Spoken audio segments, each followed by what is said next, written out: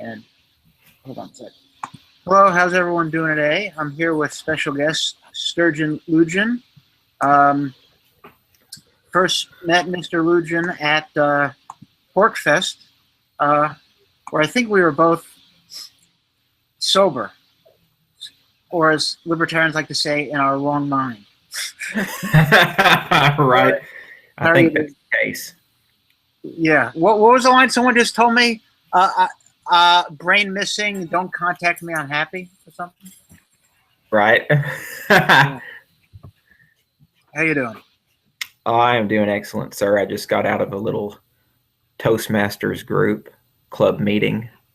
So feeling pretty good. Well, it was just someone did their icebreaker. You know, Toastmasters is just a communication and speaking club. Somebody just did their icebreaker speech, which was pretty good. So, but anyway, I enjoyed it. So, what's on your mind today, sir? Well, I guess the first question I'll ask, I ask it, I don't think we've actually ever discussed it. I guess what brought you to anarchy? Let's start there.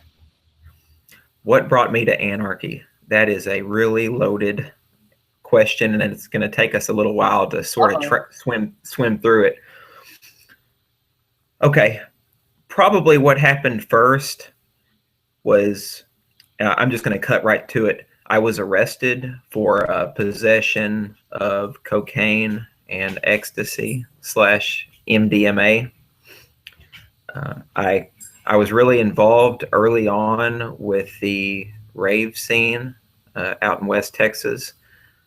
I met I guess kind of starting back a little while, I experimented a little bit with MDMA in my younger years. And that compound really opened up my mind. It really made me have a really deeply emotional experience that allowed me to introspect, and it gave me insight into my life and my relationships. And I think one of the main insights that I had on this compound, which is why it's highly recommended, but one of the main insights was that I learned that I'm a lot smarter than I believed that I was. You see, prior to trying this compound, I just sat around, I played video games all day. I wasted away my life. I had a really, a lot of bad habits. That's what I'm trying to say. I had a whole lot of bad habits, and I didn't really care about anything. I didn't really care about the future or where my life was going. So it was a little bit of irony. I tried this compound that society and culture tells us to stay away from, that it's toxic and dangerous, and that it'll basically end our life. It'll kill us. It'll make our lives horrible. Well, I'm here to tell you that that is mythological bullshit. That was absolutely inaccurate. I took the compound, and it made me want to get back into school. It gave me a deep interest in philosophy, psychology, and especially psychedelics and these different compounds. So after I took said chemical, then I started playing with it a lot more, and without going into a lot of details, because I'm not ready to divulge all the details of my background, but I was arrested. I actually had the state police in Texas kick open my door, and 10 guys in full raid gear and machine guns came in and threw me to the ground, put a gun to my head, and they told me that I'm going to go to jail or go to prison for 40 years. So what ended up happening with that story is I had to hire all the best attorneys, and just, because I don't want to digress too much here, but in Texas, they have some of where I live, they have some of the nastiest and most brutalist views on chemicals, which is ironic because the people in Texas try to claim that they have this rugged individualist mentality where everybody can do whatever they want to do. They can, they're cowboys living off the land, and it's sort of I do my thing, I live my life, and you live yours. But when it comes to the use of any kind of drugs or compounds, if you start wanting to alter your consciousness, well, then they all lose their minds, and they become these authoritarian assholes of the worst kind. So yeah, that's what I ended up having to do, was hire the best attorneys, spend a ton of money, and got on probation for 10 years. It's not something that I talk about a whole lot, but it was the trajectory that my life took toward anarchism. It's what really made me an anarchist. So, but after I had already been arrested, I had a year before I even went to court. You know, because of the drug laws, the courts are saturated with cases that they can't even deal with in a timely manner, like the Constitution. And you know, in legal theory, you're supposed to have a fair and speedy trial. I don't think a year later is very speedy anyway. But so that happened.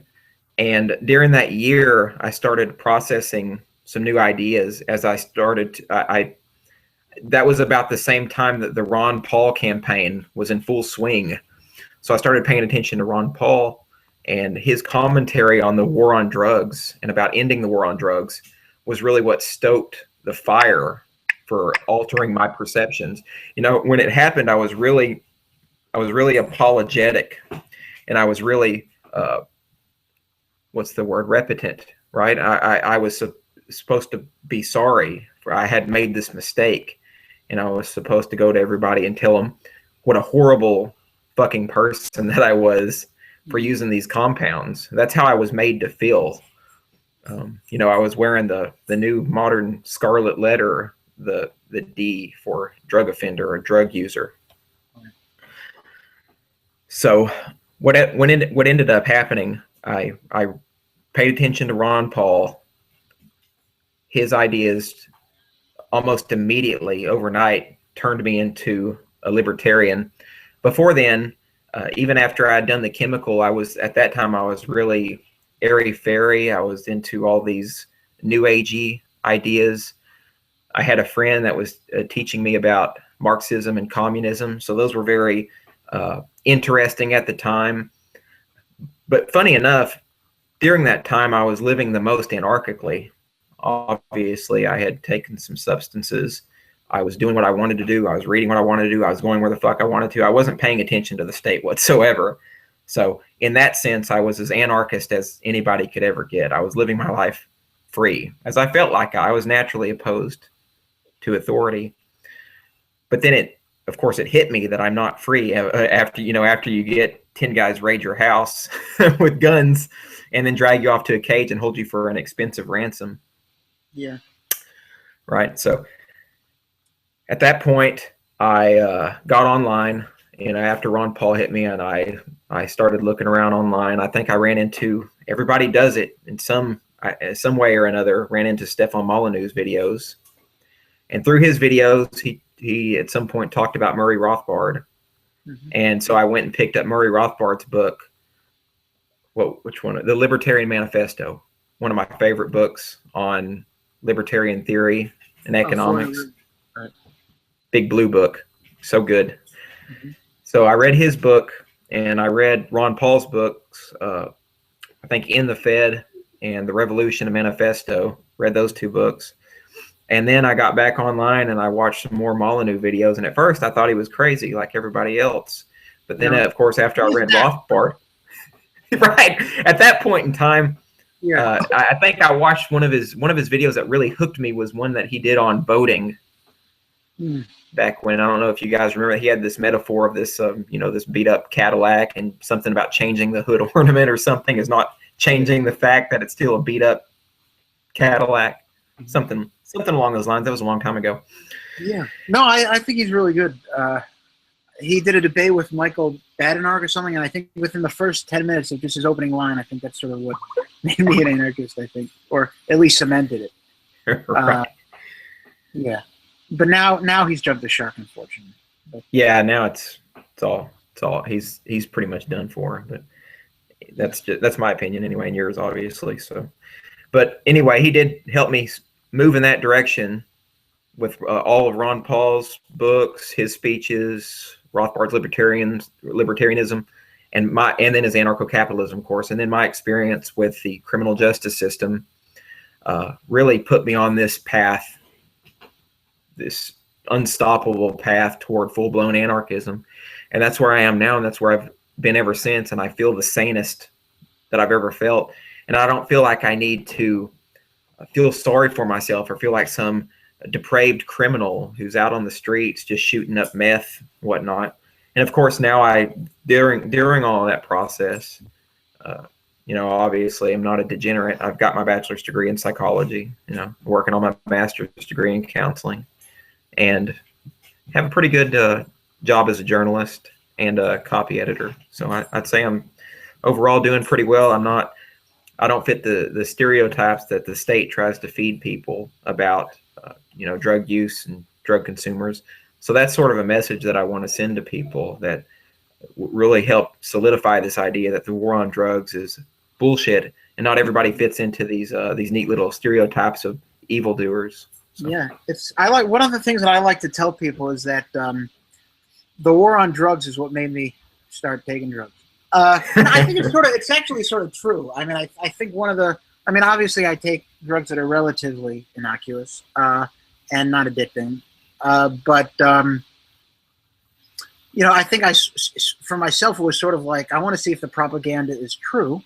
And, you could do all the research you want, but there's no substitutes for experience. So let's see. And worst comes to worst, I don't think there's a drug on earth that if you take it just once, you'll die. So right. I figured, what do I lose? And there's no substitute for experience. And then once you do it, you realize how full of crap the war on drugs is, and how absurd the lies are. And one of the things that I love to do now is go to family members, and I think everyone who is against the war on drugs should do this. And even if you don't use drugs, lie. It's for a good cause. Sometimes lying is beneficial. And go to family members, start with, and then go to good friends who support the war on drugs and say, you support throwing me in jail. I hope you're aware of that, right? Like, go to your grandmother, because people who support the war on drugs are probably old fucks, most likely. Go to your grandmother and say, I should be in jail for decades, according to you. And you know me, I'm not violent. Do you really believe that I should be thrown in jail for the stuff that I've done? And if you do, what does that say about you? And if not, how can you continue to support this evil shit called the war on drugs? And it's interesting because when I tell people about, like, I hear so many responses that don't even make sense. Like, they're not even consistent. So, like, for instance, I say, look, you own your body, and it's a victimless crime. And the first response that I get is, well, the war on drugs goes after dealers, not users. Now, there are a few responses to this. One is bullshit. There's this thing called possession. If you possess a drug, you can go to jail for, I think, 7 years or something like that. And probably more, because they'll always can inflate it. But about 7 years for possessing a drug. Even if you never put it in your body, even if you don't sell it or use it, just for having it, you can go to jail for 7 years. Right. And for a single drug. Right? You own multiple drugs, even more. You can probably go to jail for a lifetime for mere possession. I've done the research. Only 11% of the people in jail for drugs are high-level drug dealers. So it's just not true that most people are in jail for drug dealing. And secondly, drug dealing is also a victimless crime. Right. Right? I mean, this is why it's nonsense. No drug dealer creates a demand for drugs any more than a supermarket creates a demand for food. They are the supplier. Okay? If supermarkets didn't exist, people would still want food. It would just be more annoying to get. Right. So that's one. Another bullshit is like, I was able to convince my father to try magic mushrooms, and he enjoyed it, but he won't do LSD. And I said to him, why not? And because I've done the research, and first of all, shrooms and LSD are pretty much, they work on the same receptors in their brain, and they're pretty much the same in terms of effect. Right. So if you don't want to do LSD, you shouldn't do magic mushrooms. And my father said, well, magic mushrooms is a vegetable, and LSD is a synthetic drug. And I should have said to my dad, I'm like, you take like beta blockers or a statin or some other thing for your heart, which if you didn't take, you die. That is a synthetic drug. I've been prescribed Adderall, Celexa, Prozac, Ritalin, you name it, I've probably been prescribed it. And my parents have, when I was younger, said, take these drugs. Guess what? Synthetic drugs. Okay? You know what's natural? Having bad vision. You know what's synthetic? eyeglasses. So the idea that because something is synthetic, and LSD, by the way, is only partially synthetic. It comes from the ergot grain and rye, so it's not totally synthetic. But even if it was, so what? Stuff, medication for your heart that you need to live is also synthetic, and no one is saying, oh, I don't take that. Those are synthetic drugs. So people are not logically consistent, right? My father should stop taking medication for his heart if he truly believes that synthetic drugs are bad. Now, I don't recommend him to do that because he'd die, but that just goes to show the bias of, oh, it's synthetic. Okay, many things you put in your body are synthetic. Absolutely. Absolutely. Yeah, you got to have some type of consistency in regards to that. And one of the things anyway about usually these psychedelic compounds, even the synthetic ones, is that compared to some of the synthetic drugs that people take right now, you're only going to take those compounds, or you only need to take those compounds like LSD once every couple of months if you want, and the effect will be good. You'll have the psychoactive effect, you'll have the introspection, you'll have the what they call consciousness expansion, and you'll get everything that you need out of that experience. Whereas with a lot of these synthetic compounds that people claim they need for their mental health, like the psychiatric compounds, of course, they're taking these drugs every single day. Mm-hmm. So it's essentially, and that's another bit of hypocrisy. So it's a legally, pharmacratically induced drug addiction. Yeah. Right. And pretty much everyone in the world, sorry to interrupt, but pretty much everyone in the world does drugs. Right. Absolutely. Of some type. I don't do drugs. Really? Have you ever had coffee? You've taken drugs. You ever have sugar? You've taken drugs. Right. So, yes. And I've heard it said before, and this is a new kind of a new agey comment, but I find it to be true. Our everyday waking reality is essentially a drug experience. Our consciousness is founded on a biochemical trip, right? Serotonin, one of the primary constituents of or controllers of our mood, our appetite, circadian rhythm, is a drug. It is a fucking drug. Our experience, higher levels of abstraction, are created by drugs. So what we're doing right now, just the whole experience of life, is a drug experience. So to me, it's not strange or odd at all that, say, LSD or psilocybin, the chemical structure is almost exactly like serotonin. Move a few molecules around of psilocybin or LSD, and you essentially have serotonin, right? They are tryptamine compounds. So if people really wanted to be consistent with their anti-drug mongering, they would need to go ahead and ban all these endogenous chemicals, because they're allowing for the most elongated drug experience that we're having. Part of statism is imposing your ignorance through violence. Right. So there are many evils, I think, with the war on drugs. And one of the biggest evils, besides for just throwing people into jail for making themselves happy, and by the way, drug dealers, not freaking evil, okay? Drug dealers are not putting a gun to your head and saying, buy this product. Every person that I've bought drugs from, I voluntarily sought out. And no one in the world made me put any of these things in my body. And even if I would die for it, that would be as a result of my own bad choices. It wouldn't be a result of the person who sold them to me. And people who support the right to bear arms are not saying people who sell guns should be thrown in jail. So why should people? And no one is going to blame up a school shooter. I mean, besides for the crazy people on the left, no one is going to blame the school shooting on the people who sell people who sell guns. Yeah, and cars can also run over people. It's called being responsible. Anything can be used for good or bad purposes, and it's called being a responsible adult. Yes, I wouldn't take LSD and get behind the wheel of a car. That's irresponsible. The first time I take drugs, I wouldn't do them alone. I wouldn't take more than one serving size the very first time you do it. I wouldn't consume massive amounts. I wouldn't take these things every single day. So yes, you have to be responsible, but even, as a friend of mine says, pot is safer than water because you can drown in water. So everything can be bad in excess. Even water can kill you if you take too much, and you can drown in it.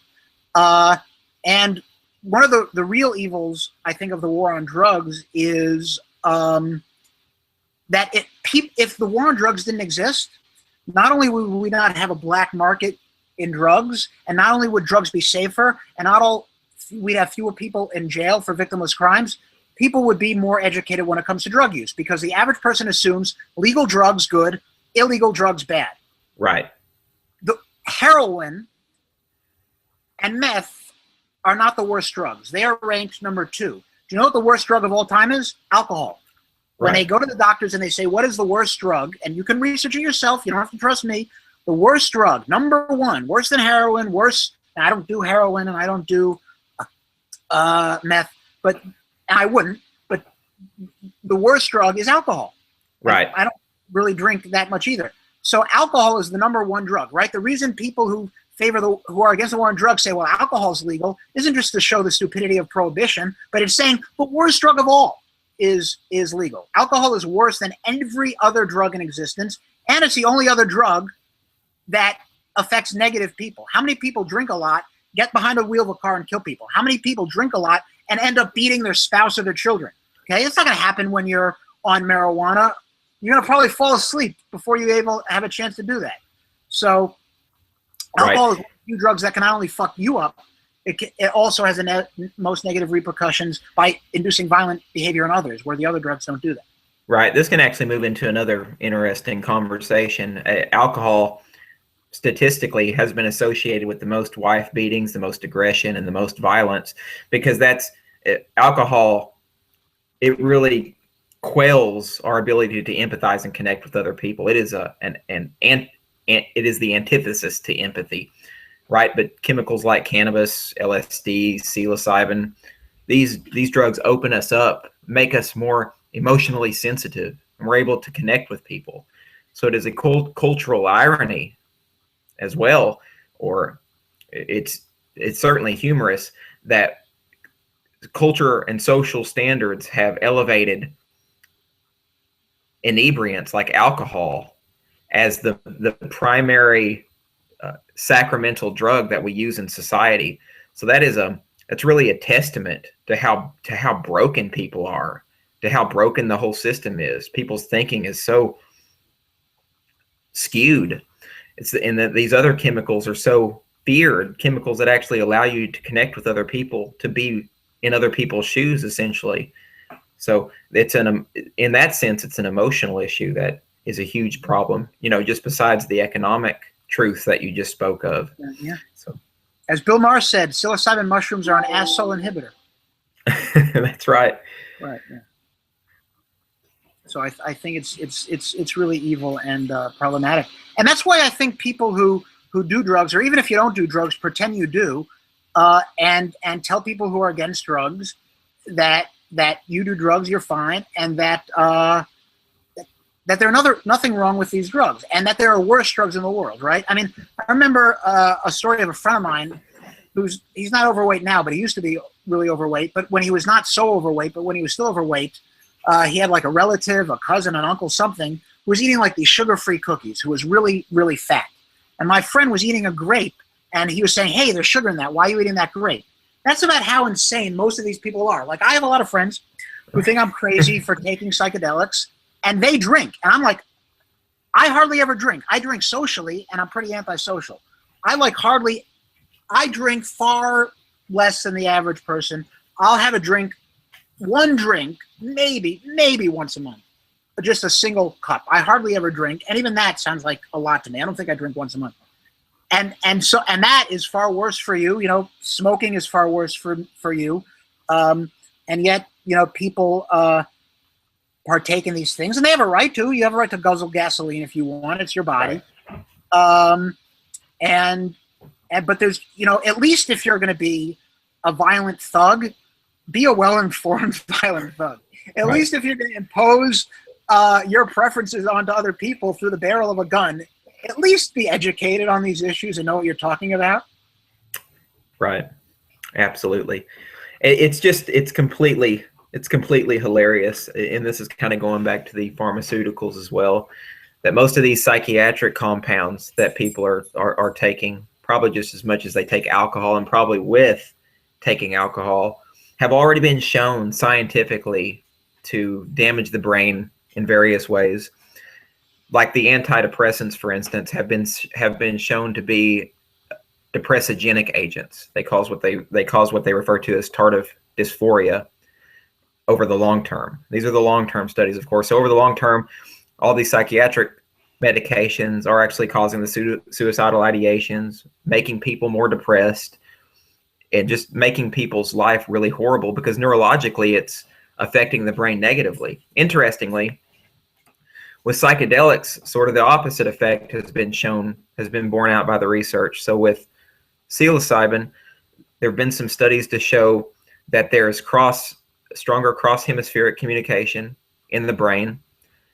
There's been a few studies, and this hasn't been all fleshed out, it's mainly been done with cannabis, but the increases in creativity are there based on the ability for the mind to make connections that it usually wouldn't make under sober circumstances. So all of that stuff is really interesting when compared to to alcohol, nicotine, and these drugs that hardly have any positive effect on the body, yet are consumed all the time by people. And of course, psychiatry is the other area that we could discuss in relation to this. But yeah, it's absolutely insane, Daniel, and I know we're on the same page with that. So crazy. So why don't you talk about the psychology? So what psychology? Well, we can get into one of the main things I want to talk about when I talk about psychology, and it kind of involves on the side the alcohol or the drug issue. One of the most important things that we look at in psychology is this idea of, and this is counseling specifically, but the idea of empathizing with people, making connections with people, being close to others so that we can live in harmony with other people and have them understand us. But interestingly, when you have things like the war on drugs go on, full speed ahead, where the government's interceding on people's lives and relationships, you can't do anything you want with compounds, especially if they're illegal, because for your fellow humans, your families, and the people that are near you, they automatically assume that you're some kind of degenerate. So it has a direct effect on our relationships as well. And if we can't have really strong relationships and come across to other people with who we truly are, it's going to be a lot more difficult to create a freer society. It's one of the ideas that I've really been thinking about. If we can just get the war on drugs to end, I think, in this, not conspiratorializing, but this is one of the reasons why these types of laws could exist. If it prevents us from connecting with each other, it will never give some people the idea that maybe anarchism and freedom, individual freedom, is the best way for us to live our lives, so long as we're divided along lines of legality and politics. That makes sense. So that's really why I think psychology and counseling is really important. Mm-hmm. Yeah. And go ahead. I would agree. I mean, I think there's a lot of bullshit. And I'm just talking based on personal experience. I think in the profession and in a lot of these drugs. I mean, if you watch commercials for all these pills, it's like, all these negative side effects. I mean, I think, Prozac is an antidepressant, and one of the possible negative side effects is suicide. I'm like, well, that seems counterproductive for its purpose. Why would anyone? Oh, here's a drug supposed to make you happy, and by the way, it might make you want to kill you. Right? As one of the side effects. Like, yeah, I don't think that typically happens with even most of the drugs that are illegal. Like, so yes, I mean, I think and unfortunately we have all these people who are being diagnosed with learning disabilities, and and no one seems to be diagnosed with a teaching disability. I mean, there's so many students who suck, and apparently every teacher is great, right? If there's just maybe I don't have a learning disability. Maybe you just don't know how to teach, and you're boring, right? I mean, if so many people have to be on all these drugs to go through school, something's wrong with the institution of schooling. It's not all these kids who are fucked up. Right. Yeah, and that was another thing. Early on in my life, I was diagnosed with ADD because I was inattentive in school, and that they had this accelerated reading program when I was in middle school, and we were expected to read these specific books over the course of time. And I can't remember if this was like an advanced program in reading or not, or just I think it was just regular curriculum. But anyway, I would go to the library, but I would pick out fucking books that I wanted to read. So I was exercising my individuality. Well, I wouldn't read the books they wanted to, and and they said that I wasn't paying attention in class, that I was daydreaming off in my head, doing my own things, thinking about my own things. And at that point, that's when they decided that I had ADD and I needed to take this medication. That's one of the interesting things about all of these diagnoses. A lot of people think that they're actually based on faulty brain wiring. Specifically with ADD, it's frontal lobe malfunctioning. But here's the thing: you go to a psychiatrist's office, and there's no test that they're going to give any kids. There's no objective measures that determine whether somebody has ADD. You can't, look at a brain scan, or use any kind of test to diagnose ADD. It's all diagnosed based on the DSM, the Diagnostic and Statistical Manual of Mental Disorders. And it's all symptomological, right? So they'll see these kids misbehaving, what they refer to as misbehaving, or not doing what they want, not obeying authority, and then they'll send them to the psychiatrist, and they'll make the diagnosis off of behavior, which is totally a subjective valuation. And this is not surprising with psychiatry. If we look back early on in the 1800s, a physician / psychiatrist named Samuel Cartwright had this idea of drapetomania, which is basically whenever a slave tries to escape captivity, that slave must be diseased since he tried to get away from his master, and therefore the cure for that was a sound beating, right? So, and then we know that up into the 60s, I want to say, it was with the DSM-3 that they finally removed homosexuality. So it was in the DSM. So right. The fact that was even in there should pretty much put a nail in the coffin of the whole. Oh, absolutely. I mean, the whole tower of cards really comes crumbling down. Right. You're engaging in a behavior I don't like, and therefore you have some illness, right? And that's, I think, what Thomas Szasz' main fear is in, when he wrote the book, The Myth of Mental Illness. Right. That people are just going to now use any behavior which is not mainstream, or anyone who doesn't conform to societal norms, even if there's no rhyme or reason behind them and they're just arbitrary and dumb, will have a mental illness, right? You're not acting the way you should. I don't think you should. You're not acting the way most normal people are, and you have a mental illness. Right. And of course, it's a lot of people think, well, we have more science now to back up these mental illnesses, but like we were just talking about, even for these modern things like ADD, they have conduct disorder, and they have a few other, even things like depression. There's no biological markers that they can 100% test. It is you have a disease. That would always be symptomological. And a funny thing is, schizophrenia, psychiatry upholds as the holy fucking grail of its profession. Psychiatry is the quintessential mental disorder, and it has a neurological basis. Back in the 70s, there was a guy named Rosenhan who did this experiment called On Being Sane in Insane Places. And what he did was he sent these pseudo patients into various mental institutions, and they went in there. They're pseudo patients. They're faking schizophrenic behavior, and what they told the wardens and the psychiatrists in the institutions, they keep hearing this one word. It's just thud. They hear thud, and what they did was all the pseudo patients, I can't remember how many it was a lot, and it was to a bunch of different institutions. Every single one of them got admitted into the institution. Obviously, it would have been against their will at this point. Bear in mind, this was in the 70s.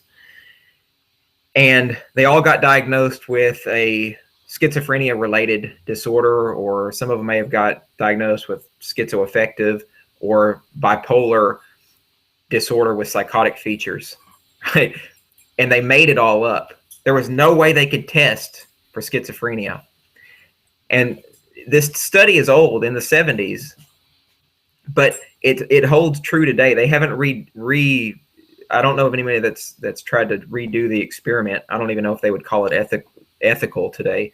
But there's still no biological markers for schizophrenia. They still can't know for sure. All the diagnoses are based off of the DSM. And as another extra twist to that story with the Rosenhan experiment, all these institutions were really furious that he did that. So what they did was call him up and say, hey, send some more guys down, send some more pseudo patients down here. This time we'll be able to catch them. We'll know who they are. He said, okay. Well, a few months passed and the institutions called him back and they said, okay, we found out who your pseudo patients are. We know who's faking it. He said, who? And they said, who'd you send? And Rosenhan responded, no one. So now they're saying that people don't have schizophrenia, who they think do and who weren't actually pseudo patients. So it's a really big clusterfuck. The DSM, as we've already pointed out, should be completely thrown into question. And I think it just needs to be abolished. And we need to quit medicalizing and pathologizing and stigmatizing people with quote unquote mental illnesses when it's not an illness at all. And of course, this does play into the drug, the drug war and the drug phenomenon, because now the pharmaceutical industrial complex has grown so large that they've become a primary lobbyer with the government to promote their medications for the medical model of mental illness. So long as the medical model is intact, they're going to be able to promote and advertise for their antidepressants, their antipsychotics, and all their various drugs. And they're going to want to keep these legal drugs that have validity as illegal as possible, so that they'll lobby for that. They'll schmooze up to the politicians behind doors, and it'll be the typical scene of corruption that we all already know exist in those circles. So that's one of the reasons why the drug war, because pharmaceutical industrial complex, which includes the Food and Drug Administration, etc., and all of psychiatry they're evil bedfellows. And that's how it functions. And it's not a conspiracy. This is, all based on advertising facts. It's all based on lobbying campaigns. And anybody can read about some of these campaigns and how they work it out. Just check out, I recommend Elliot Wallenstein's book called On Blaming the Brain. And he's a research psychologist, and he's really got into it. And Robert Whitaker is a journalist who's pretty popular about debunking psychiatric myths. And he wrote a book called Anatomy of an Epidemic, and he kind of went through all these, the mental illness and how none of these illnesses have biological markers, and all the medications will leave you worse off than you were before you started them. And I think I can't remember the name. He's wrote a recent book that specifically looks at psychiatric and government collusion and corruption, and it's all well documented. So this isn't a conspiracy theory. It's just the natural accumulation of power as it arises in a vacuum around these complexes. Right. And mental illness is also one of these words that people just throw around sloppily whenever someone acts, even just in bad ways, right? Like, someone will shoot up a school and will say, well, this guy was suffering from mental illness. First of all, how the hell do you know? You're just a newscaster. Have you researched this guy? Do you know what his state is? Right now, if you're going to say anyone who kills innocent people is mentally ill, are you going to say all soldiers now are mentally ill? Are you going to say all governments are mentally ill? Of course not, right? What you're saying is people kill people in situations where I don't think they should, they're mentally ill. But if I think justified, when they're not mentally ill. You nailed it, Daniel. Now, mental illness is just a label you're going to give for people who behave in ways that you don't like. Now, obviously, a person who shoot up a school is an evil dude. Right. That doesn't mean he's mentally ill, right? I mean, I think if mental illness has a definition at all, maybe it's, hearing things that aren't there or seeing things that aren't there. But even that's, I don't think a great definition. Right. But, maybe having a distorted view of reality. But first of all, everyone has a different view of reality. What counts as distortion? And if you believe things that are false, is that a mental illness? I believe I'm actually I'm just a person defending my country when I kill people from far off lands that I invade. I mean, is that a mental illness? Is Right. Yeah. You great point. Yeah. People tend to think that that's an act of heroism rather than something that you and I would more likely refer to as a mental illness. But I do have I some. wouldn't refer to it as a mental illness. I would refer to it as evil. Right. Well, I was being humorous based on what we were talking about. Well, and I wanted to talk about a little bit about this idea of mental illness and sort of how I see what's actually going on and how I define what people are doing. And I've come up with this concept called neuroliberty therapy, which is a counseling technique. And we can go into the details of it in a minute, but what actually is a mental illness, in my estimation, is a stress style or a stress expression, right? And this is, first of all, this is a way to unpathologize people's behavior and just indicate that it's the way that they behave while they're under certain stressors within an environmental context. So it depathologizes it, and then it humanizes it to the extent that this is just how they've chosen to behave, right? So this is what I refer to as a stress expression. And this is where I think that psychiatry, again, it'll just go away. It doesn't even need to be there, but this is the direction that psychology will have to move to take this, to get this medical model, this nasty, what we just talked about, completely eliminated.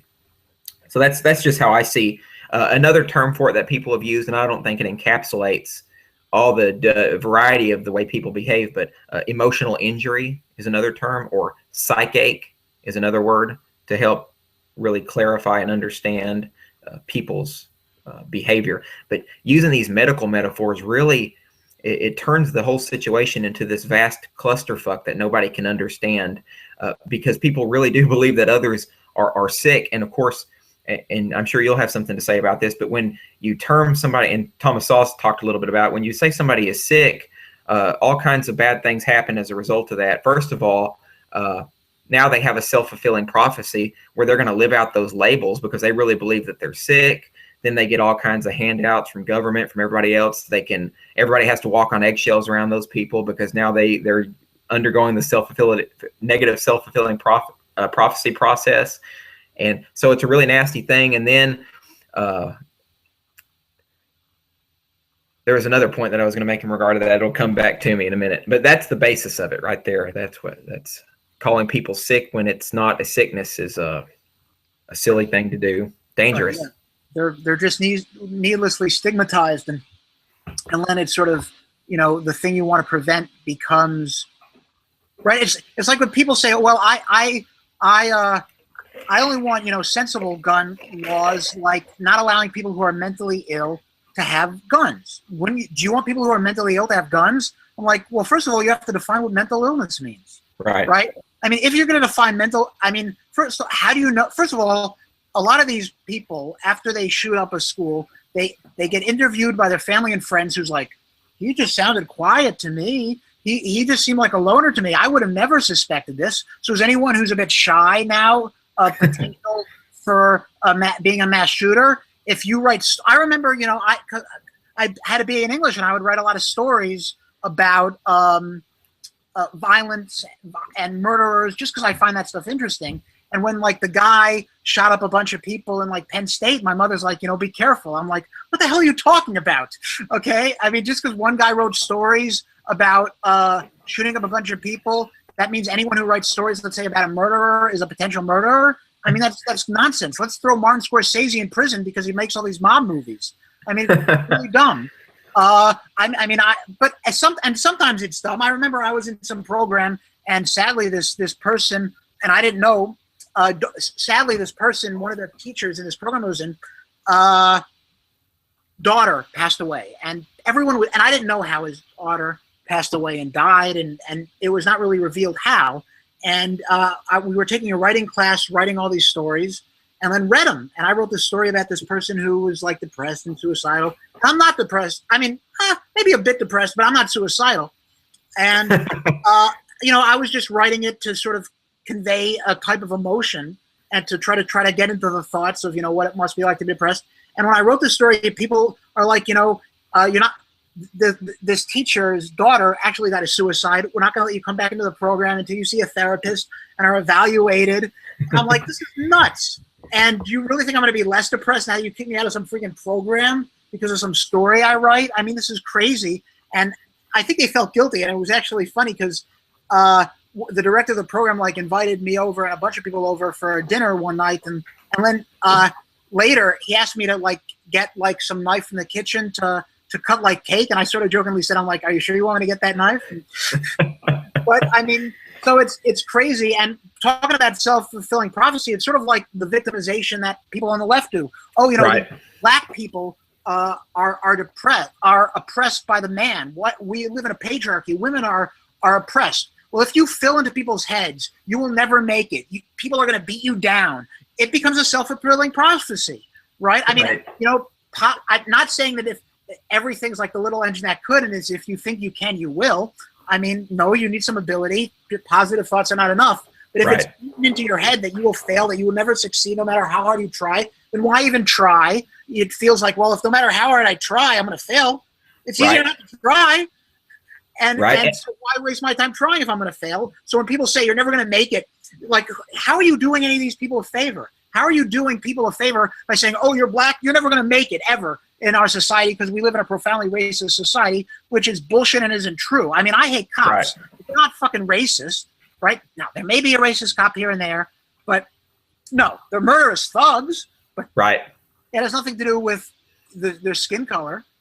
So it's just completely nonsense. Right. And I think what all this gets at is it really, the self-fulfilling prophecy, the logical conclusion of that is an entitlement mentality, right? Because when you feel, like you were talking about, when you feel sorry for yourself, whether you're on the left, you're some type of minority and you believe that everyone's oppressing you and down on you, well, then you can use that as leverage to ask for handouts from the state, right? Then you can subsist on scraps, you know, from the blood altars Right. of politicians. So yeah, that is where all of that stuff leads.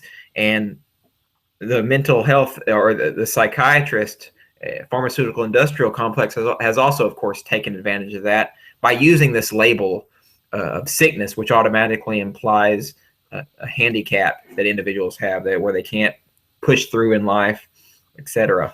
Yeah. So yeah, absolutely. Yeah. So there's a question someone on YouTube asked. Sure. I guess we'll both answer it, but you go first. Do you believe there are any mental illnesses which could absolve a killer of his moral and legal responsibility? If there is no such thing as mental illness, then should we stop excusing people? Yeah, I tend to agree with Thomas Sawes on that. I think that pretty much everything that is considered the insanity defense just needs to be done away with, since mental illness is not, in my opinion, a valid construct, and that especially since there's no evidence of most mental illnesses actually existing, or the evidence is at best very loose. Mm-hmm. Yeah. So yeah, just that goes away. And well, we can talk more about that here in a minute, but yeah, I think that to answer the question, that just needs to go away. Definitely. Right. I would say, I think that if a person's insane, first of all, if a person's insane, I don't see why now he should get off. Although I do agree, and maybe, some libertarians won't like this, that people who commit really horrific acts are created. And people who shoot up a school were, in many instances, they were treated horribly and they were beaten, and they are just responding and lashing out at the way they've been treated and are hurt. Right. And it doesn't justify what they're doing, but if we don't understand the source of what they're doing, we're never going to stop it in the future. And I think we're not doing anyone ever favors by saying, oh, these people are just mentally ill and that's why they shot up a school. No, they were treated Right. like shit, and so they respond by treating other people like shit. If you're beaten throughout your whole life, if you were abused throughout your whole life, if everyone treated you nasty, why are you going to be empathetic? Because you should? So I think in many instances, people who commit horrific acts, I'm not going to say society is responsible, but I think, yes, if people respond how they're treated, right? If I walk up to someone and say, hey, I don't know if I ever told you this before, but I think you're a really intelligent, smart person, and I just want to know that I really appreciate your insights, they're going to respond a different way than if you walk up to a person and say, you suck, you're ugly, I hope you fucking kill yourself. So how you act to people affects how they respond to you, right? Someone's going to shake your hand if you put your hand out to shake. So people, I don't think that a person just one day wakes up and say, you know what, let me just have a cynical view of humanity. What the hell? Why not? You know, I'll talk from personal experience. I have a pretty negative view of humanity. I would consider myself a bit misanthropic. Now, I don't have violent impulses, and I don't plan on doing anyone harm. But I don't have a particular generous view of the human race. Right. And it isn't because I'm mentally ill. It isn't because I take any drugs that I took, and it isn't because I was born that way or I woke up and one day to say, you know what, let me hate the human race. No.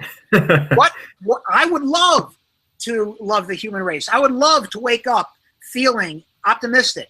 Experience has said that this is bullshit, right? Being teased and bullied, being harassed, being beaten, having people throw desks on you, seeing people who are two-faced, who will stab you in the back, or as Oscar Wilde said, a good friend is someone who stabs you in the front, will have an effect on how you perceive the world. So I didn't just wake up one day and say, what the hell, let me have a negative view of people.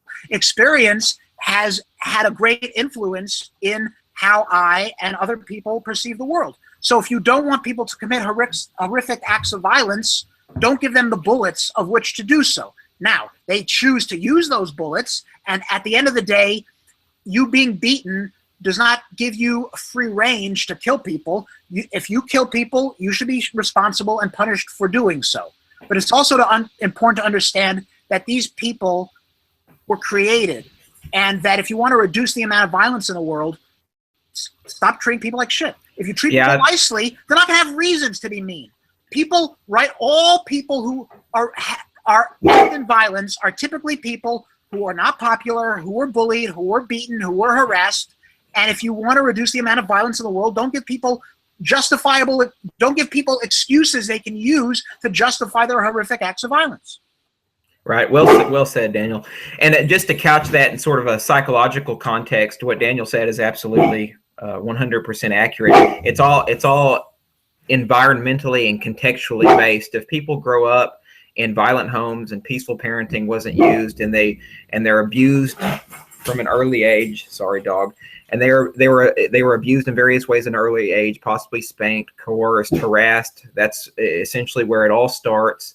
Then as they grow up, they have to sit through school long hours at a time, possibly handed like I was, ADD or ADHD medication. And if they were bullied or harassed in those environments, because those environments tend to lead into that, well, then that's obviously going to create a monster out of that person. It's no wonder that really the schools that are being shot up, all the people, a lot of the violence is a direct consequence of how people are treated in this culture socially. Yeah. So people are treated like shit all the time. Yeah. And I mean, look, the same event can happen to two different people, and people can have radically different interpretations about the event, right? I mean, there's a story I heard, I don't know if it's true, but it's a good story, about, these two twins. One was an optimist, one was a pessimist, and they go to the doctor and they say, how do we make one of our son, who's this pessimistic guy, happy? And the doctor said, well, what are your children like? And one said, one really loves music. So they go buy him the nicest music, CD player you could think of. And for your other twin on his birthday, get him dog shit. And, they go to the kids after they get these gifts. What do you think of the gifts? And the pessimist goes, the music's okay, but, in a year, this machinery will be obsolete, and, the models won't be good, and it'll hurt my ears from the music that'll be too loud. And now I'm not going to get any studying done because I'll be distracted with music, and all these reasons that this really great set sucks. And then they go into the room and they see the optimistic kid flipping up, the dog shit into the air, saying, woohoo, this is great. This is great. I love this. And they go to the guy and they go, why are you so happy? Aren't you aware that that's dog shit? And the kid goes, yeah, but where there's dog shit, there must be a dog. So people's interpretation about events also has a big influence. You could have the same interpretation. There's an excellent documentary. It's my favorite documentary, and I recommend everyone watch it, especially if you like artists. And it's called Crumb. I recommend it. I think you would like it too, Sterlin. Yeah, it's called Crumb, and it's about the underground comic book writer Robert Crumb. And what the documentary is basically about, it interviews him and it interviews his family. And this was a guy who was bullied, who was unpopular, and he used his art as a way to vent against the world. And it really looks at him, who is this successful millionaire cartoonist with a wife and family living in Paris, and his brother, who is a recluse who lives at home, who ends up committing suicide. Both of which had similar experiences, were beaten, were bullied, right. Both of which were not popular with ladies, both of which had talent as artists. In fact, we see that the brother, who was a recluse, had in many ways even greater talent than his more famous brother. And one decided to say, you know what? I'm not going to let people win. I'm not going to let people beat me up. I'm going to take my art and be successful with it. And the other person let himself be a victim and stay in his home, and ended up being a recluse who ended up committing suicide. So you had two people with similar experiences, one who became rich and successful, has a wife and children, and another one whose life turns to shit. So it's not simply if you're raised bad, your life is gonna be bad. It's also how you deal with it, which is why when people say, oh, I was victimized in the past, that's just a fucking excuse. Look at Stephen Hawking, a guy in a wheelchair who needs a computer to speak, and what he's and what he's been able to accomplish. Saying that you have not had a lot of things in your life is just a fucking excuse to use to try to justify your failure. There are people who have written books with just one of their feet. The great movie based on a true story, My Left Foot. So there have been people who have had shit, who have made great things of themselves. It's how you interpret the event. And that's one of the things that pisses me off about this victimization celebration society we live in. Woe is me, woe is me. I'm just oppressed by the man. and I don't even like when anarchists act that way. Oh, the reason my life sucks is because of the state. Stop letting them win. Yes, the state sucks. Yes, they're violent. But guess what? There are plenty of people who have been able to be successful and happy within the status paradigm. Do not let the state win by crushing your spirit and you being a victim who lives in your room all day, being destroyed by the world. The choice is yours. You can either mope and say, woe is me, and be angry and blame your failures on other people, or you could say, you could push me as many times as you want, but I'm going to get right up again. And yes, maybe I've been beaten. Yes, maybe I've been the victim of racism and discrimination, but guess what? Other people have as well, and people have been able to succeed. Frederick Douglass was a fucking slave, and he was able to make something of himself. So don't give me this example that, oh, I'm oppressed in the 20th century, and that's why my life sucks. No, your life sucks because you choose to deal with the bad shit in your life as an excuse because you're too afraid to succeed, and you're weak. So stop being fucking weak. Stop letting people win, and because the choice is yours. You can either shoot up a school because the world has beaten you up, or you can write a book where you win. I choose a peaceful alternative. Right. Yeah, well said, Daniel. That was one of the best rants I've ever heard you give, I think. I feel like you should have been on the pulpit, like with the hand raised. Yeah, that was good. Yep. Yeah. Well, talk more. I feel I'm ranting too much. So go ahead. No, it's all right. Well, I was going to kind of go back to that original question about this idea of suicide, or not. I'm sorry, not suicide, but this idea of the insanity defense. Yeah. So if taking into consideration everything that you just said, and sort of how the environmental circumstances of people's lives, their family systems, their environments, sort of push them in this direction, or help, or definitely don't help their mentality, or and it allows their actions to sort of go negative, and where they end up being violent, or the conclusion of all their experiences has led them to where they feel that their only option is to act out in violence.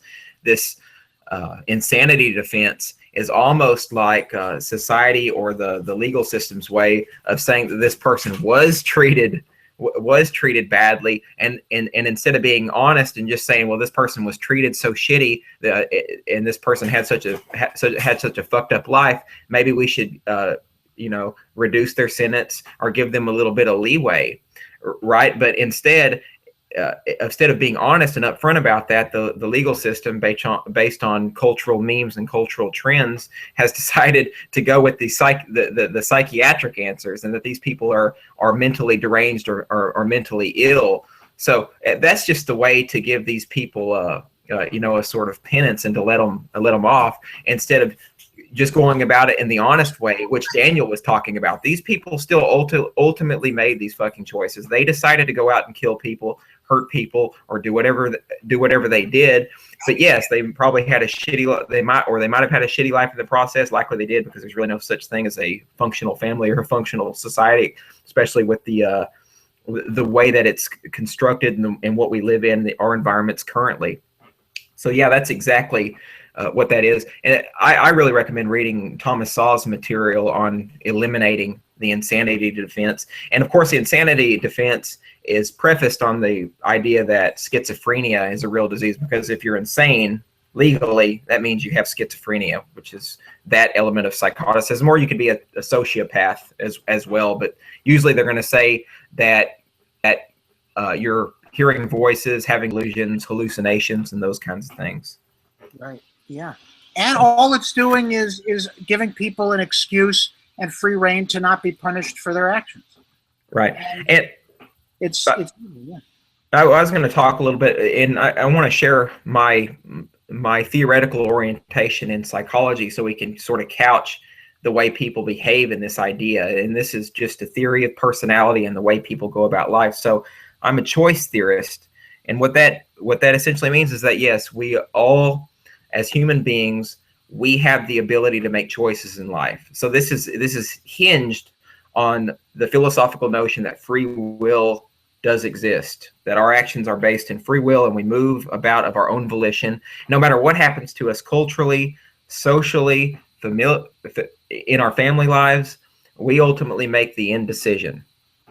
But here's sort of what's going on in choice theory psychology. It says that we have several different basic needs that are genetically encoded. I'm not going to talk about all of them, but the main two that we really, or the main three that we really look at, is love and belonging. The human brain is essentially a social organ, and one of the main things that we always, in order to be as healthy as possible and to be as functionally adaptive as possible, we have to have good relationships with people. It's the empathy and stuff we were talking about earlier. We have to have connections. That is one of the prerequisites to happiness. And the second one, of course, is freedom. So with freedom, as long as we feel that we have the freedom to do what we want and live how we want, that is also a precursor to existential happiness, to personal and psychological health. Mm-hmm. So, and then the other one, of course, is survival, which is a really important genetically encoded urge. We all have survival impulses, and we want to live. And so suicide, of course, or any type of killing that leads to your death after the fact, which is essentially a suicide mission, means that we haven't fulfilled our basic needs. And so in choice theory, William Glasser, who developed this idea, said that we are like, we're systems, sort of like a thermometer. We try to find homeostasis in our lives by adjusting ourselves to our environment, like a thermostat attempts to adjust itself to based on its settings to the room's temperature. So we're always trying to find a balance in life, and we're doing what William Glasser said. We're fulfilling our quality world images. We have these quality world images in our heads, and what those basically are, this is just a construct, but it suggests that we want things in our life to be a certain way, and we strive to make our lives fit that quality world image. And that's how we go about making our choices and our decisions in life. And according to this theory, there's four aspects of behavior. So it's called total behavior. We have a thinking component, a feeling component, a physiological component, and an acting or a behavioral component. And this is one of my favorite parts of the theory. In accordance to this idea, we control via our thinking, primarily our thinking, we control the rest of our behavioral responses. So however we think augments our emotions.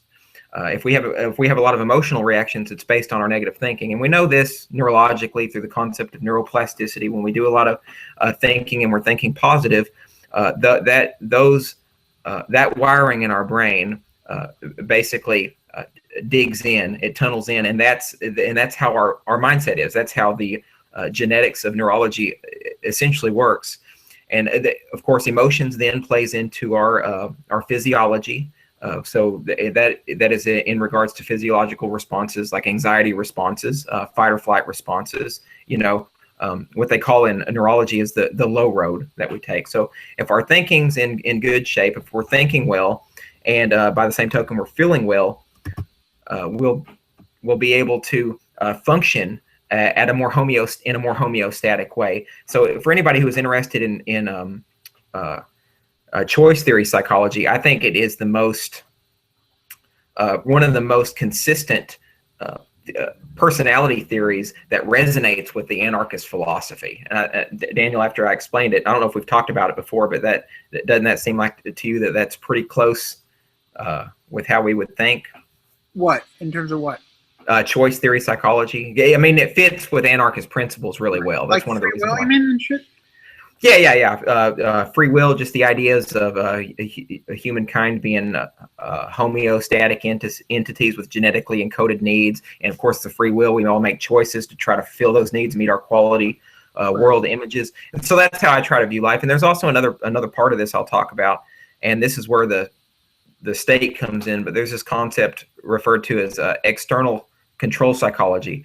And so choice theory says that one of the things that we do dysfunctionally is we try to control other people around us while we're trying to control our environment. We try to tell other people how to live, what to do, how to interact. And this doesn't necessarily mean violence and coercion. It just means like petty tyranny, like your family members trying to force them to behave in certain ways that make you feel good. So what we want to try to stop doing in order to live a healthier life is trying to control other people around us, because choice theory says that we can only control ourselves. That's essentially it. We can only control ourselves. No, I agree.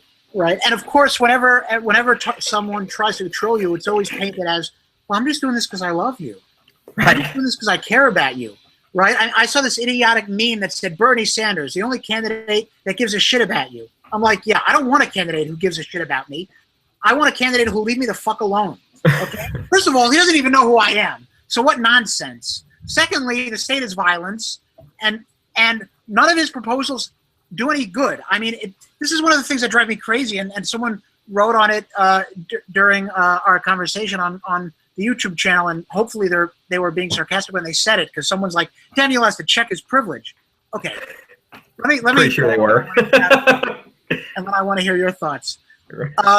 First of all of us have different lives and different experiences. All of us have some privilege and some non-privilege, but that's nothing to be ashamed of, and that's nothing you have to apologize for.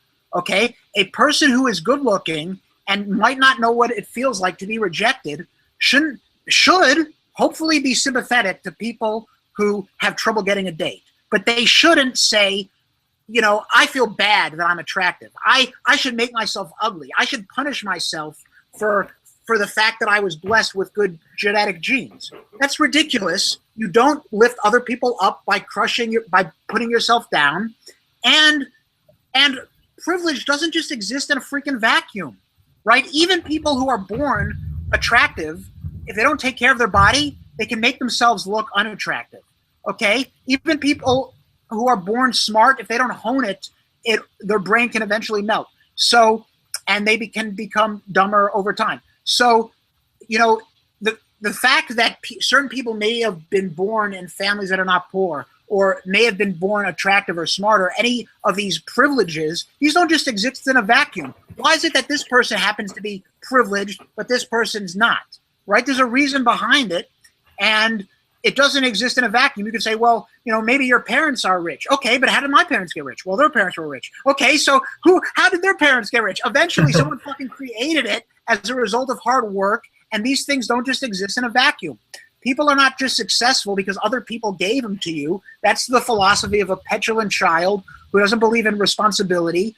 And that's what check your privileges means. Check your privileges, another way of saying I can't understand that there are people in life who are successful when I'm not. It must be because they are privileged and not a result of their own choices. It has nothing to do with the fact that I've made poor choices and they've made good choices. It has to do with the fact that they're privileged and I ain't. And this is just that, oh, you're a little victim. Oh, poor baby. Oh, you're the victim of racism and misogyny and sexism. And fuck you. I'm not going to humor that bullshit.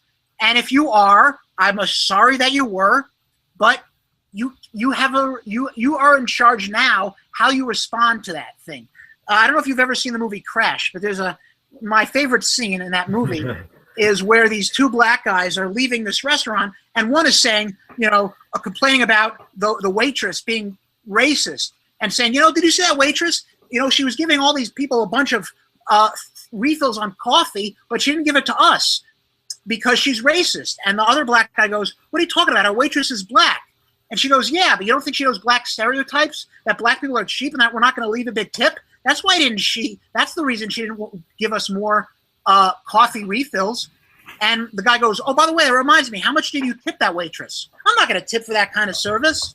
And then they walk later and they see this white couple holding hands and say, see, they just started holding hands because we're afraid. They see two black guys and they're afraid that they're going to, that they see a black guy that they need to protect themselves.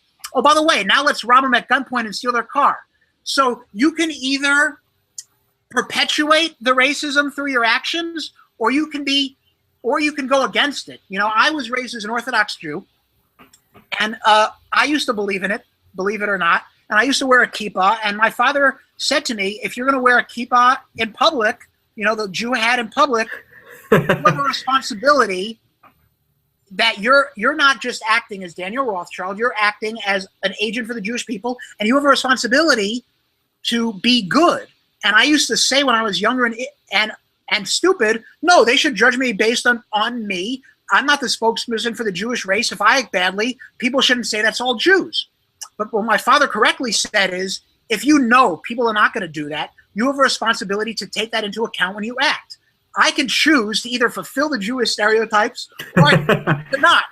And if I choose to follow those Jewish stereotypes by being cheap, by being annoying, whatever those Jewish stereotypes are, I have no right to complain when other people use it as just another brick in the wall. See, that's another Jew being cheap. So I can choose to not be. And so if you don't like the fact that people view you with a certain lens, do your best to break out of that lens. Say people view black people as stupid, I'm going to be smart. People view women as money-grubbing cunts, I'm not going to be. So you can choose how you respond by giving people, say, I'm not going to be the stereotype that you think I'm going to be, or you can just go and fulfill the stereotype that people think and then confirm their biases all along.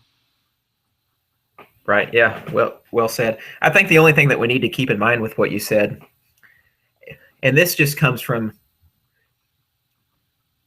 this was really difficult for me because it's really hard. I really want to tell people, just pull yourself up by your fucking bootstraps and quit being a pussy. That's really where my mentality goes when it comes to people making choices and making decisions.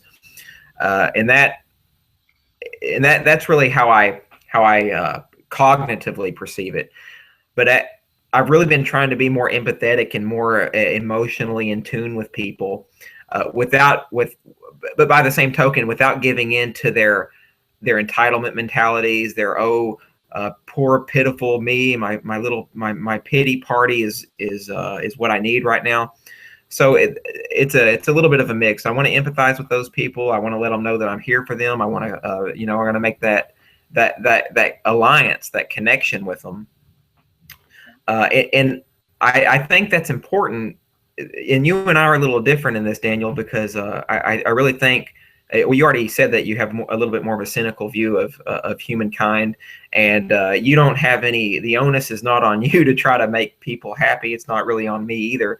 But as a counselor in training, I do have to empathize with people and have to be able to connect with them because I'm in the business of helping people try to change themselves. No. Right? I believe that you should empathize with people. Look, I don't want to be another brick in the wall. Every time I meet someone, and I'm not saying I always succeed, and maybe a lot of time I fail, but I don't want to be yet another bad experience for them, right? You know, Right. you don't want to be yet another bad date. And so, you know, I just for my own self-interest, I do my best, and I'm not saying I succeed. Maybe I fail, but I do my best to be empathetic. One, I think empathy is a good character trait, but also I don't want to just be yet another bad experience that they can justify their hatred and lash out against the world for. So I think it's important to be empathetic, right? If someone says, "Oh, I'm the victim of patriarchy," you don't have to say bullshit. I mean, you could say, "Well, where do you live? Do you live in a country where if you drive, they fucking stone you?" Right? Like, let's get perspective on here. So I think you that is important to say. Like, there's no job you're going to be denied because of the color of your skin or your gender in the United States. Yes, there are patriarchy countries in the world where you can't drive a car because you're a woman, right. There are religious places that will stone you if you show some skin. The United States is not one of those places. There is no job you will be denied because of it. In fact, quite the opposite. There is this thing called affirmative action where they need a certain amount of quota in order to have what they call diversity. Otherwise, they'll get millionaire spoiled brats protesting the Oscars. Oh, look at these. I mean, I think that's the pathetic joke in the world. You're a rich millionaire getting some awards and you're talking about being oppressed? What the fuck? I mean, how is this not just nothing more than a sick joke? It's like, I'm not really sympathetic, you rich, spoiled actors, at the fact that there's not enough black people being nominated. But anyway, to go back to your point, yes, I think you can be empathetic. And you could say, look, perhaps you were the victim of some legitimate bigotry in your life. The question is, how are you going to go moving forward? If you believe it's other people's responsibility to stop being a bigot, you put the fate of your future in their hands. And that's not to your benefit. When there are people who say it's the white man's burden to end racism among blacks, what you are doing is putting all of the power in the white man's hand. Because now, if racism ain't ended and they don't want to end it, they don't have to. It is in everyone's power. It is in yours. The problem, how women are treated, is a problem that women have to deal with. The way Jews are treated is a way Jews have to deal with. The way blacks are treated is a way blacks have to deal with, and vice versa. Right. I think I kind of see what you're. I see what you're saying. You can say that you are the victim, if you truly are, of bigotry. But the question is, if you believe it's other people's responsibility to end it, then you are being the victim. Right. You have to teach men not to rape. Yeah, here's the difference. You can defend yourself against rape. You can act in situations where it's less likely you will be raped. Now, I'm not saying if you get raped, you fucking deserve it, but you can make yourself a victim or you cannot. I can put $100 outside of my door and hope that no one will rob from me. Right. I'm not saying that if people steal my money, I fucking deserve it, but I put myself in a position of vulnerability for no reason. Right. Yeah, no, I get where you're coming from. Like what you're essentially getting at, and this is how I characterize it. Tell me if I'm wrong, but what you seem to be saying is we don't want to be victims ourselves of their emotional manipulation. In other words, because when other people try to put the onus on you to correct their so-called victimization, that's just an attempt to emotionally guilt trip you and make you feel bad, make you go about and manipulate the little world in order to make them happier and to increase their perceived joy and self-acceptance, right? Which is completely wrong because, and this is where I agree with you for sure. Empathy doesn't mean just completely giving yourself over to that person and being absorbed into this entity where you just get lost in whatever they're saying or whatever they're doing. It's also got to be balanced out with a healthy dose of confrontation. So in the situations that you're talking about, of course, you would empathize with that individual, but then you would use a healthy dose of confrontation, and you would be honest. And confrontation to me, it means one thing. From a dialectical standpoint or a logical standpoint, it means pointing out discrepancies in their thinking and between their thinking and their body language. And it means being a little mean, if that's what it means, because that right there is the firmament from which change is really built. And that's one of the things I focus on. and you and I definitely have. The differences are subtle. I don't know if I'm trying to bring in more of the a little bit more of the emotional, whereas you're bringing in a little bit more of the cognitive. But I really want to get in there and make those people feel good, regardless if their perceived victimization, whether it's right and wrong. But then at that point, we get in there, we confront them, we're honest with them, we tell them, listen, you're acting like an asshole, you're acting like a jerk. You need to really look at that behavior. But of course, as you already know, we can't just change people by telling them where they fuck up and how they fuck up. People have to choose to change themselves. The best video on YouTube that I've ever seen, besides my videos, of course, Right. is a video. I'm blanking out on the name, although I'm sure I can show you it, and you should watch it. Everyone should watch it. It's really a great video. It's a guy being interviewed who used to be part of the KKK, and he's telling his stories, and now he preaches against racism.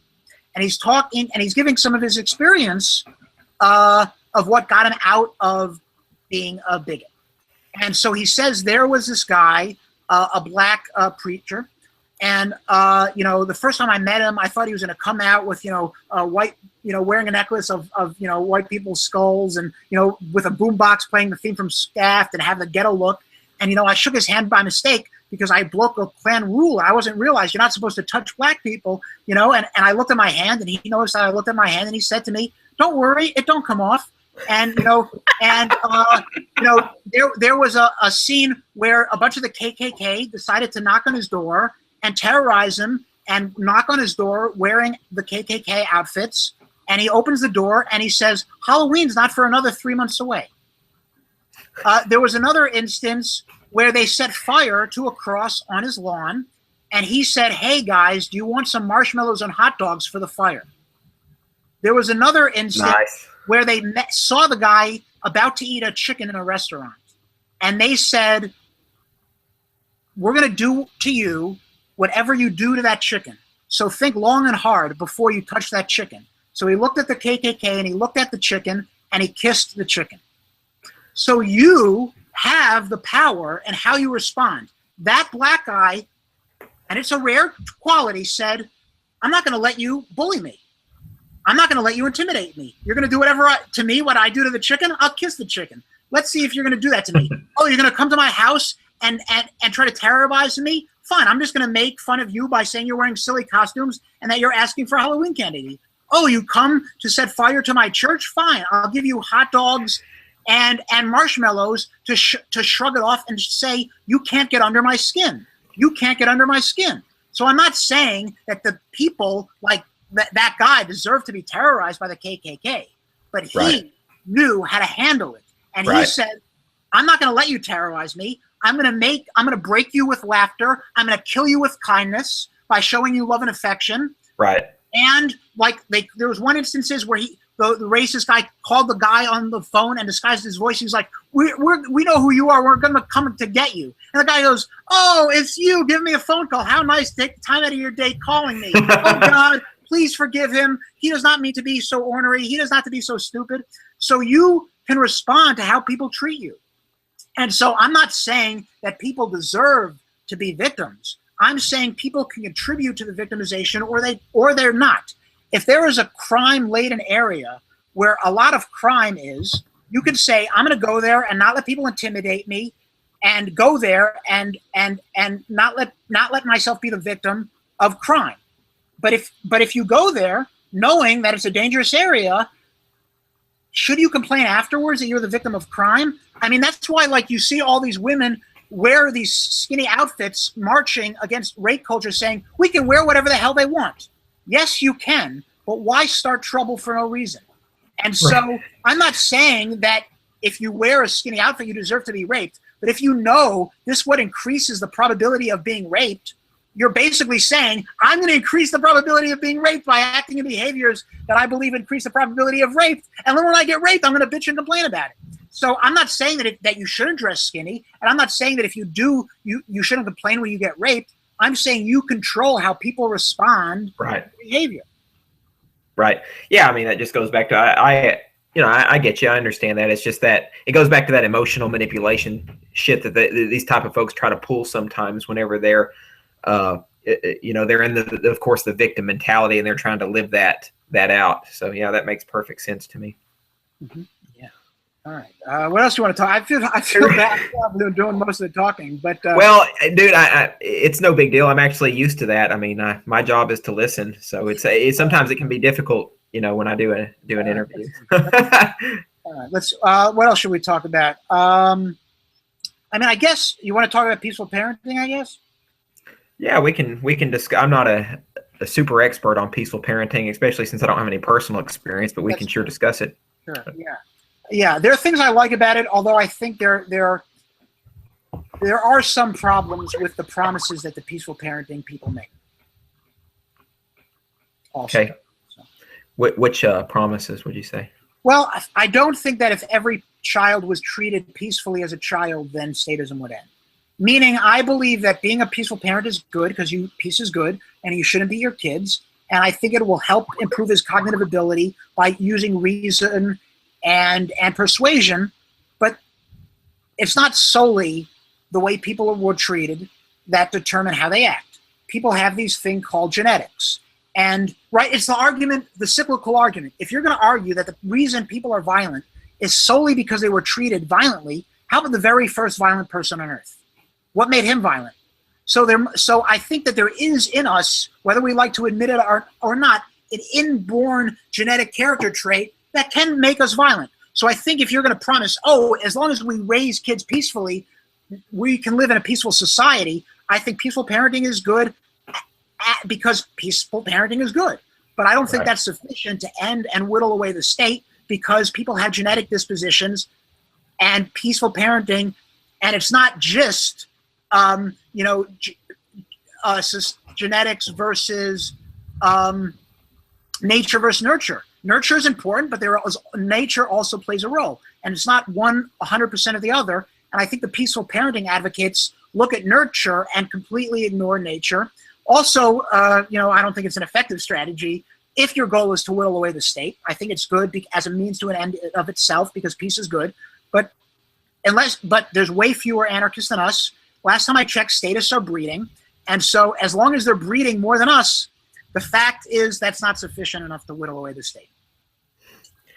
Yeah, I'm really glad that you brought this conversation up, because it's been a while. I don't think I've ever talked live with anybody about this, but I do think it's very important. And I think I made a comment to you at one point in time, but I do have some information on the nature versus nurture comment. But I guess first we'll discuss the peaceful parenting thing. I tend to, I don't want to say that I've completely thought this out. I'm sort of on a middle ground.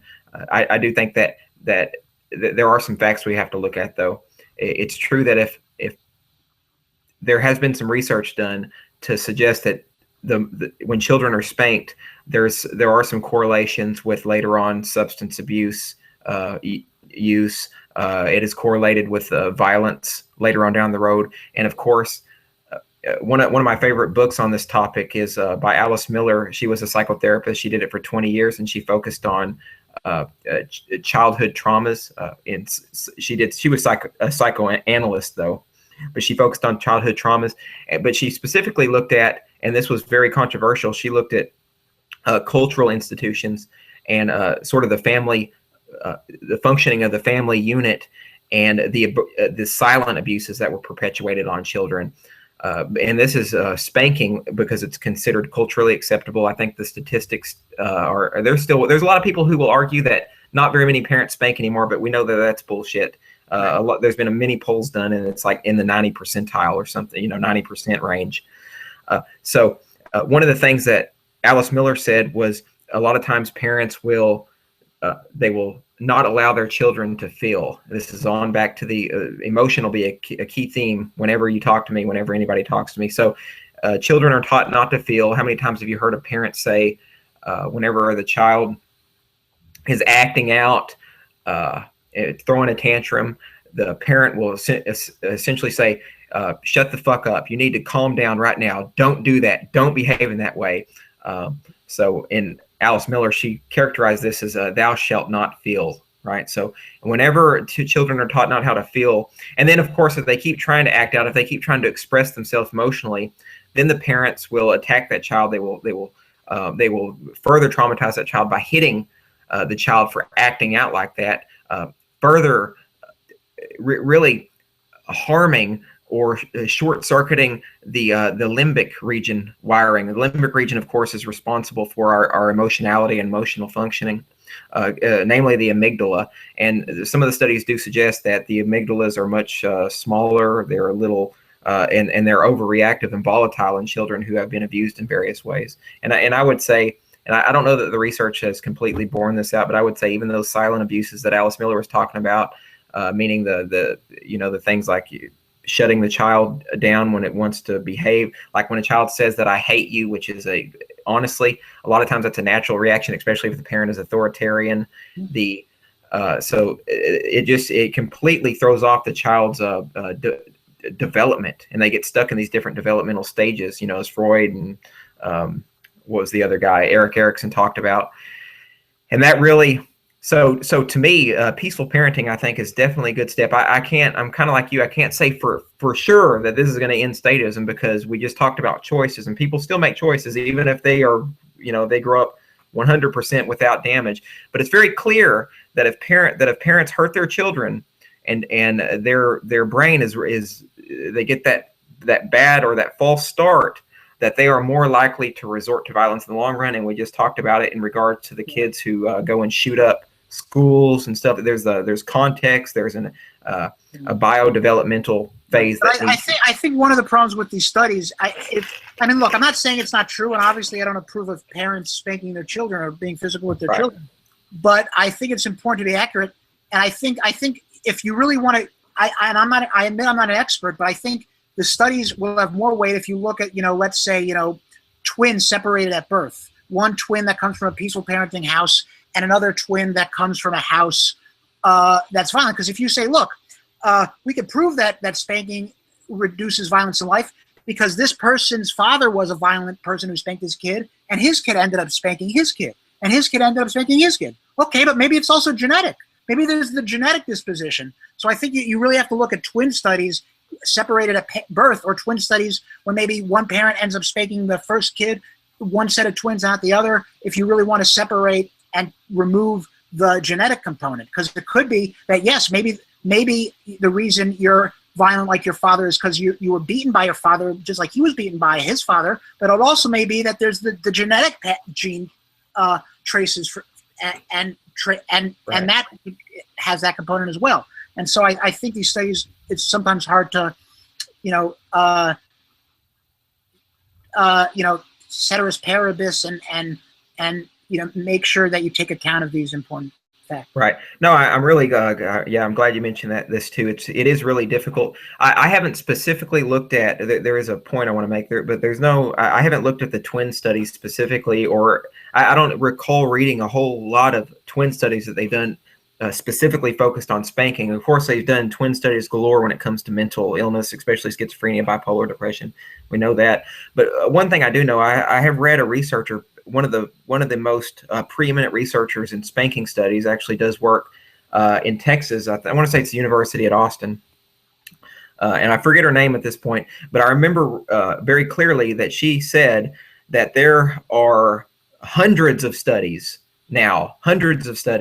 that show that the deleterious effects of spanking on children, and she said that she can count on one hand the studies that show positive effects from spanking. So we do know this, of course, and this is going along with what you said, and this is what makes these studies difficult. In psychology, you can never do a study that is that shows a causal link, right, between the cause and effect. You cannot find, because there's so many fucking variables when it comes to human interaction. So we do have to take it sort of with a grain of salt. But here's the thing: when you've accumulated that much research on a particular subject, and you have statistically significant differences or changes in all those that point in the direction, really you have to say when there's smoke, there's fire. But again, that also doesn't mean that statism is going to come crumbling down as a result of that, because there's other things and other variables involved with that as well too. There's ideologies, the thinking patterns, Larkin Rose's notion of the authority superstition, all kinds of different reasons why statism could crop up. Just like you said, I agree that it's certainly a good start, and we want to try not to do that if we can as parents. So I hope. I think anyone who's saying if you act this way, this is the solution, is probably full of shit. That I don't think that this is the solution. I mean, and a lot of times people have an ability to overshoot. I mean, I remember watching stuff on Molyneux where he said, if we have Bitcoin, we will end war. And I'm like, what are you talking about? I mean, yes, Bitcoin's better than fiat currency, and I'm a fan of it, but don't make lies and ridiculous arguments that are very hard to prove. I mean, we're going to end war now because we have Bitcoin? I think that's not. I think that a lot of times, especially with these new things like that, it's really easy to get lost in the excitement, especially when Bitcoin came out in its nature. Really, people really got swept away in this current of what it's going to do. And personally, I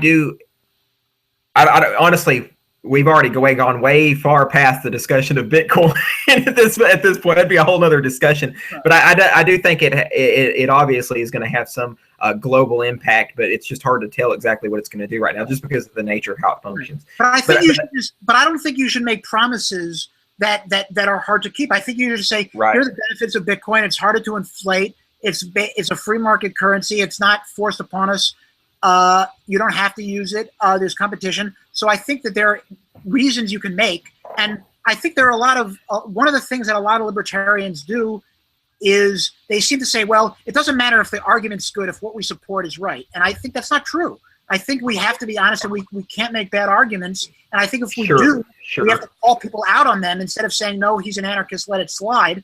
And so I think that, saying, well, we will end war with Bitcoin, I think, is maybe, but I don't know if I don't, that's a bit of a stretch. I don't know if we can, I don't think it's fair to deliver on these promises. And so we end the state. Look, I mean, in my family, and this is just, you could call this, well, this is just one experience, it's no good. But, my middle sister was probably treated, the best in my immediate family than all of us. And she's the most statist. So, and it was not a result of bad parenting, she was a favorite child. So I don't think that, you could even make the argument theoretically that if you have parents who raise you to be peaceful and great, that it may lead to an inflated ego and a heightened sense of narcissism where you end up becoming a statist because you think you're better than everyone else because your parents raised you saying, oh, you were the best in the play, you were the best here, you were the best there. And that ain't healthy either. So, I don't think that simply saying if we get rid of this bad thing, our problems will be solved. Right. Well, one of the things I really like about you, Daniel, is that you appreciate the complexity of these issues that we're dealing with, because you kind of have to. You're right. You can't make these really sweeping assumptions about what's going to what the future is going to hold. And that, I hold that to be as true as we possibly can. I do want to get into the genetics discussion, because I think this is a really important So one of your fears, or one of your thoughts here, is that it's possible that the genetic based impulse to do violence will also lead to a state, or lead to just people being just human violence in general, is your idea. So it's an aspect of human nature based on heredity, essentially. Yeah. Okay. So the interesting thing about this is, first I want to say that it's no longer nature versus nurture anymore. In psychiatry, psychology, neuroscience, that problem has been solved, at least for a decade, maybe longer. So how they've really been characterizing it, not a lot of people's done this, or some just haven't paid attention to it. It's really nature via nurture now. So what that means is there's this nature and nurture really are an interactive and dynamic, a dynamic activity that really, that's what colors people's behavior, generally speaking.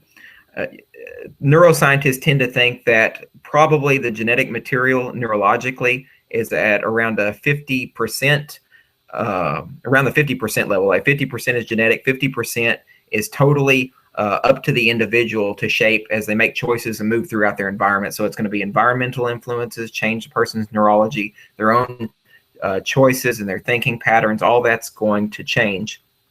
And so, and that's where I'm getting is that's one of the problems with the genetic idea that you're talking about. What they've referred to that as is the warrior gene, right? That's what they've called the warrior or the barbarian gene. But it's a bit more complex than that, because then we get into the problem of epigenetics. And what epigenetics just means that the environmental circumstances, that 50% as you're moving around in the world, alters can potentially alter the genetic expression of that warrior gene. So for instance, obviously, if you have that gene or that genetic material, and maybe you're abused as a child, and this is perfect because it goes back into what we were talking about. You were abused as a child, you were bullied, you were lived in shitty social contexts. That's likely to express itself and come out as an act of violence later on in life, or lots of acts of microaggressions and those kind of things. So, and that's another reason why I would say that peaceful parenting is super important as well, because if people are endowed with this this negative genetic material that could come up and be expressed in their personality, and which would lead them to want to choose and act on that behavior, like as an example, like an alcoholic or somebody who has a genetic personality traits that gears them toward alcoholism. Obviously, that's really only going to happen if that person puts themselves in front of alcohol, puts themselves in environments where people are drinking or doing drugs. The likelihood that the environment is going to have an effect on their behavior and cause that personality trait to crop up is more likely. So it gets really complex when it comes to the nature via nurture. I'm not saying it's all nature. I think there's an overlap, and I think there's both. And I believe in free will. I'm not saying that if you have this gene, you're stuck being a violent sociopath, and there's nothing that. And I believe in epigenetics, and I believe that nature and nurture plays a role. But I also very much disagree with the sort of blank slate men's rea view of people, right? The blank slate view is basically that human beings are a blank slate, that people are not born good or bad, that they're born essentially as a blank piece of paper, and that human beings can be shaped and molded to be good, bad, a mix, or whatever. And I think that is completely and utterly nonsense, that people have certain innate dispositions. That's why all babies fucking cry. No one taught them to cry. That is an inborn genetic character trait without them having to be raised with, that they know how to respond to their environment is by shedding tears. So, or shitting. So this idea that people, right? I mean, if it was truly the case that everyone was born with a blank slate, human nature would never be cyclical. And not only if the blank slate theory was correct, and there's an excellent book by Steve Pinker called The Blank Slate. I recommend. I hate that guy. That guy's a fucking status scumbag. Okay, but that doesn't mean everything. First of all, relatively. Not. I have a lot to say about him, but we can get there in a minute. Relatively, he's not. I know the Beatles. I didn't actually read that book. Relatively, he's not compared to most people. I think he's like conservative guy, so he's not that bad. But that doesn't mean this book is bullshit. And it's right. No, I've read one of his books, at least, How the Mind Works, was pretty good computational theory of mind. But anyway, yeah, go ahead. Right. So, I think part of if the blank slate theory was correct, then human beings couldn't even communicate with each other at all, because everyone would have to be taught communication and raised communication, and there would be and people would have to be taught it. Is everyone in the world taught social norms and social codes? No, certain people just react and respond to their environment based on experience, based on what Hayek called spontaneous order. So this idea that human beings are molded by people in order to perform either worse or better people, I think is nonsense. I think people have certain genetic dispositions, just like people are born with 2 eyes or a certain hair color or being bald. People also have certain internal character traits as well. Right. And the only thing, of course, that really throws a wrench in the gears of all that when it comes to, and you're right, with babies, there are survival instincts, the crying, toe movement, micro responses to mother, mouthing, teething. All those are definitely genetically ingrained survival traits. Yeah, absolutely true. Where it starts getting difficult is at about after the age of roughly 12 or 13. at that point in time on the developmental scale in human development, we begin to learn to think abstractly, right? So at this point, the true emergent process of higher order thinking and consciousness is flipped on, and that's when it gets really complex, because now you can literally make all the choices that you can possibly, granted your environment. So I agree with you that it's very obvious, very clearly not a blank slate. We do have genetic material that we all have to live with, that we all have ingrained. But then, of course, it does get to the point where our brains, as we figured out, are not these. It's not a static organ; it's a social organ that responds dynamically based on how we choose to react and how our interactions occur. So, after a certain age, there is a point in time where we can make more decisions, more choices, and help try to shape and augment our brain to the best of our. This is not an anti-free will argument. This is not an argument that we have certain character traits and we're doomed from the moment of our birth to be who we are. I'm a strong believer in free will. That's not what this argument is saying at all. This argument, the blank slate theory, one, I just believe it's true if you look at empiricism, even just badly, and verify it for yourself. I think it's just true. And I mean, look, if it were not, if people could just raise good human beings, then everyone would just be a good human being. Right. So, I mean, now you could say, well, people disagree on what the right way to be a human being is, and people are mistaken, so that can take a fad of that mutation. But I mean, I think, I don't think people are born bad or good, or even neither. I think a complex mix, and I think that certain people have more tendencies to be a certain way over the other, right? I mean, look, I mean, there are certain people who are going to be more physically attractive than other people. Yes, they can overeat. Yes, they can make themselves look like shit. But that doesn't mean that the gene to be attractive is you either got it or you don't, right? Look, no, I don't believe there's a person in the world who can become funny. You're either funny or you're not. You can hone your comedy, you can improve it, but if you're not funny, you can never learn it, and you're not going to be funny. And I think the same is true with intelligence, and I think the same is true with a lot of other things. There is certain inborn talent or a lack of talent that certain people have, which is why, when I hear people on the left say schooling is the great equalizer, I'm like, that is a retarded view.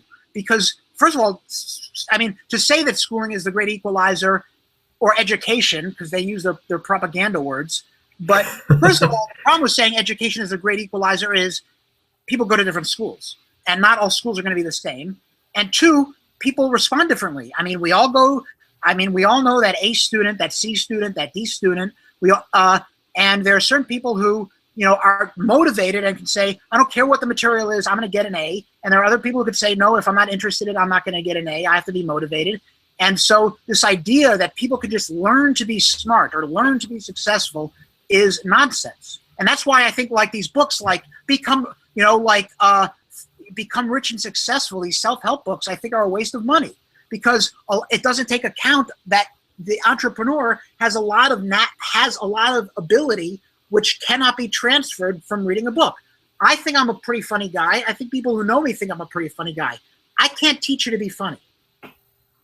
Right. Well, I mean, to some of that, this is really difficult to discuss because there's a lot of different things we're talking about at one time, but based on modern neuroscience, a lot of those things, it might be possible for us to actually be able to hone based on practice. Like one of the examples, like being fun. But hone implies that you have partially to begin with.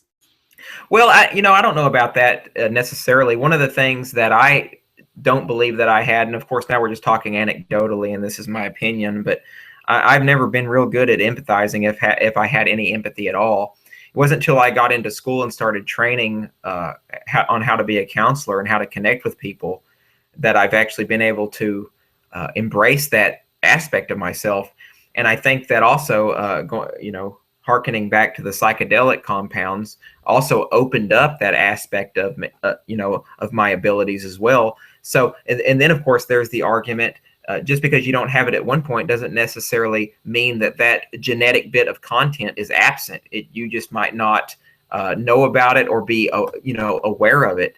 So I think obviously practice and paying attention to certain things can have a neurological positive effect on you and allow you to be able to do certain things. Of course, this isn't the new agey notion that you can just be fucking Superman or take one pill and change everything about you. I obviously agree with you that there are genetics are a very real thing. We are ingrained that there are some innate characteristics that we do have. It's just maybe that I think that we're a lot more plastic or a lot more variable than the extent that you're willing to maybe allow. So I'm trying to just decide I'm where. going to say I don't know, and Right. I'm going to say that's my answer. I'm not saying it's.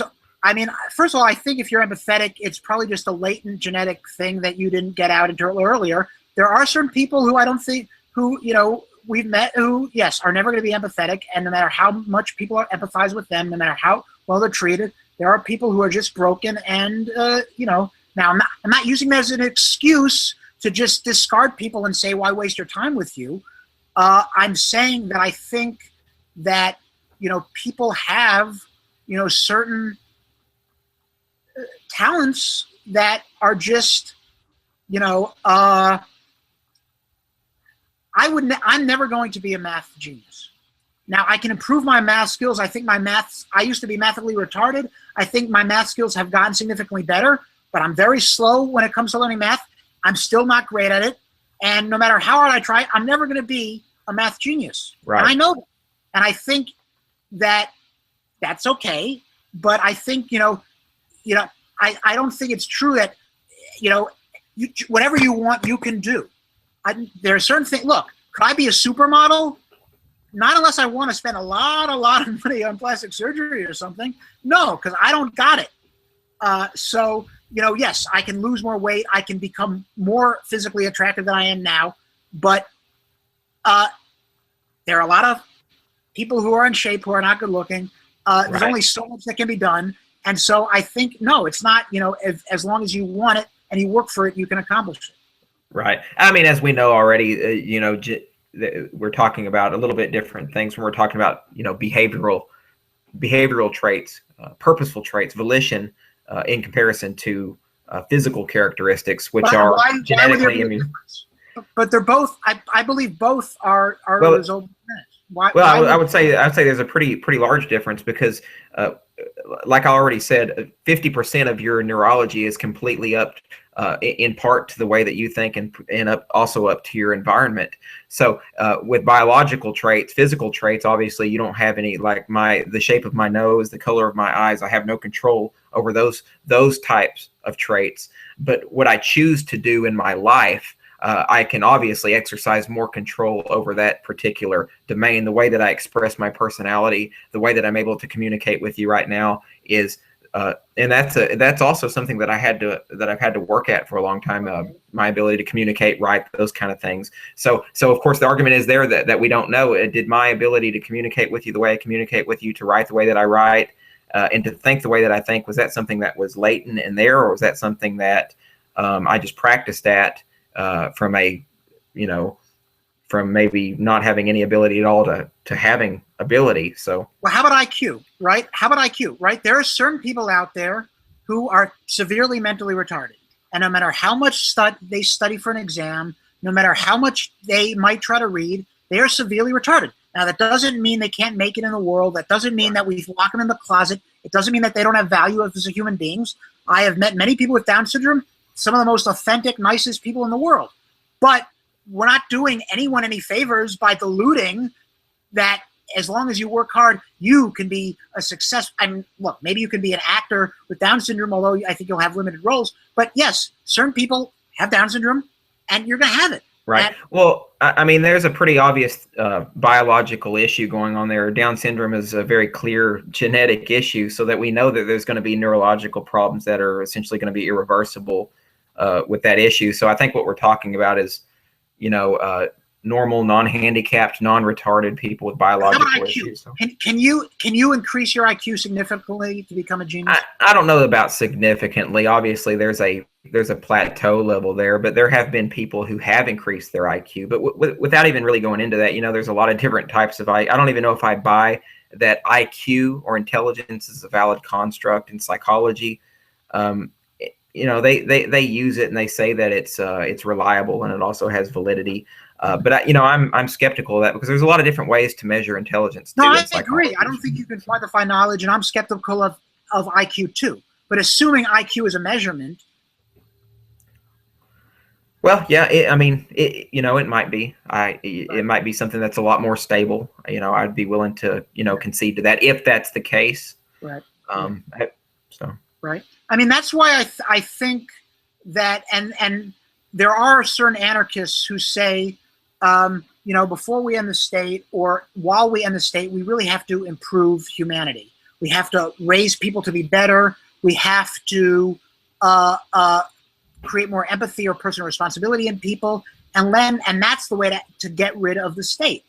And I think that is nonsense. I'm a big believer in the bad barrels versus bad apples theory, right? I believe that incentives determine the way people act, right? The reason government produces bad results, I disagree with Hayek's the worst get on top. Now, in many cases, the worst do happen to get on top, but even if the best went on top, government would still fail because the lack of a price mechanism makes it where government is not able to successfully allocate resources. Right. His critique of socialism had absolutely zero to do with the moral character traits of the human beings involved. And I think that that is the correct argument, that the reason government fails has nothing to do with bad people being in charge. Even if the best people entered the political arena, they would do a worse job than if the worst people entered business, because incentives have a much greater effect determining and influencing people's actions than simply good people replacing the good guys with the bad. And I think, I somewhat agree with that, and I somewhat disagree with that. I think there's a different way to characterize it and look at it. I tend to agree with Larkin Rose's model of looking at this issue. You're familiar with his ideas of how the change process occurs. I think his idea is that generally, and you would agree with this because most people don't like to think. Most people are very very normal. They just want to live as securely as they can. They don't want to rock the boat. You would agree with that much, right? And yes, people want to use the least amount of effort possible. Right. So, and I agree with Larkin. His idea is that when we have a set limit or a certain number of anarchists who do get on board, just like a lot of other changes culturally in society that take place, usually the common man, after that breaking point hits, will kind of be swept along in the tide. Just start to agree because the culture's changing and so many people, without even actually thinking cognitively about it, I'm going to change because I need to change because I've thought about it and I have intelligence. It's just that there's been enough people in the culture, enough leaders who have cropped up, who have been able to carry everyone else along on the tide with it. So that's kind of his prescription of how it's going to happen, and I tend to agree with that. And to me, that gets around a little bit of this discussion that we're having, because it means that we don't have to necessarily, obviously, we don't have to go out and convince every motherfucker that anarchism is the proper way to go and that freedom is along the path. So that's sort of how I view that it could potentially happen down the road. Another, I guess, a side point to this, a lot of people like to claim that slavery ended because government intervened and ended slavery. But actually, the truth of that is there were so many people, it was already in people's hearts and minds. Slavery was already on the way to being ended because of abolitionist efforts that were taking place. People already were having the mindset that this is immoral, we don't want it anymore. So they were swept along with the tide of change, and government just happened to be there to capitalize on people's changing mindsets.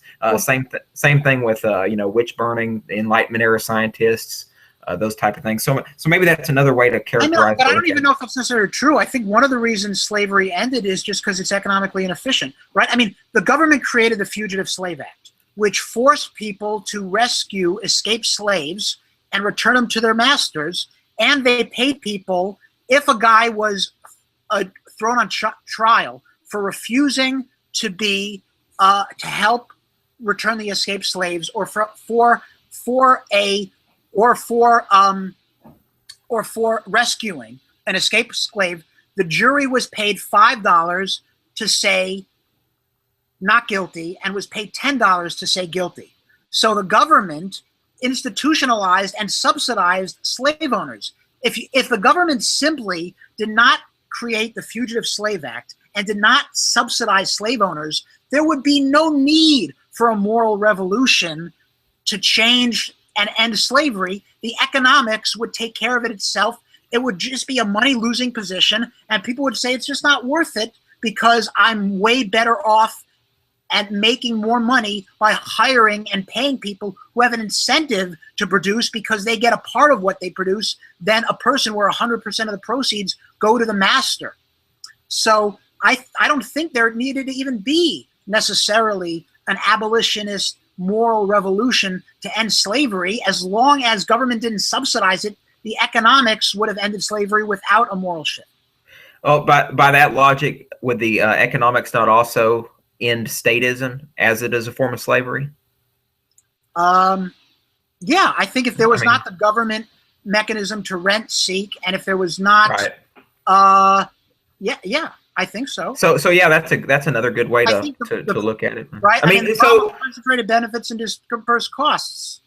Right. Is why this exists. Well, one of the beautiful things about this is there was obviously a multitude of variables, that pushed that direction, because there was a moral movement, obviously, a ton of abolitionists, very popular ones, Frederick Douglass, you mentioned earlier, Lysander Spooner, all of the anarchists who were vocal, Thoreau, some of those guys, all staunch anti-slavery individuals based on a lot of it based on just the moral principle, critiquing sort of the Constitution and some of these other issues. So I'm probably being too simplistic. You probably need both. I mean, you probably need the economics and the morality, but I think the morality is not as necessary. Right. No, man, I'll agree with you. The economics are obviously, I mean, Mises, Hayek, a lot of these guys, as far as economics, they got it right in regards to I guess I want to say, term is eluding my mind right now. Well, I was going to tell you a minute ago, I'm starting to get a little tired. Toastmasters earlier. I'm going to have to cut it off here pretty soon. All right, no problem. But I think what I was going to say though is the incentives. Obviously, economic incentives have a huge role to play in people's behavior and how they interact with the state and stuff, and without the state as well. That's what I was getting at. So. Right. Yeah. All right. Well, it has been a while. I also have work to do, so it was great having you on. We should do this more often. I think it was a great conversation, and great talking with you. Yeah. You want me to leave my information to people if they want to look me up, maybe? All right. Well, if any of you guys want to find me, just Sterlin Lujan on Facebook, or psychologic-anarchist.com, or my Facebook page is just Psychologic Anarchist. I also moderate for the Art of Not Being Governed. So the Art of Not Being Governed's website.